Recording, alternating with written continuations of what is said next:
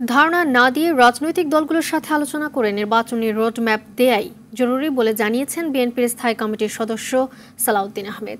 দুপুরে লন্ডন থেকে ফিরে বিমানবন্দরে তিনি এসব কথা বলেন। সালাউদ্দিন আহমেদ বলেন, নতুন দলকে স্বাগত জানাবো, তবে সেটি যেন কিংস পার্টি না হয়।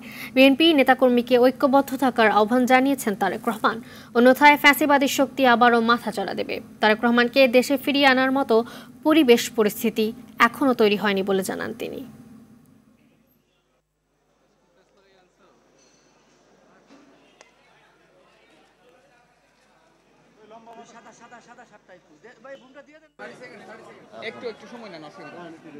তো জাতীয় ঐক্যমতের ভিত্তিতে প্রয়োজনীয় সংস্কার কার্যক্রমগুলো এবং নির্বাচনের প্রস্তুতি একই সাথে নিয়ে যত দ্রুত সম্ভব গণতান্ত্রিক প্রক্রিয়ায় যাতে আমরা যেতে পারি সেদিকে মনোযোগ দেওয়ার জন্য আমি অন্তর্বর্তীকালীন সরকারকে আহ্বান জানাব।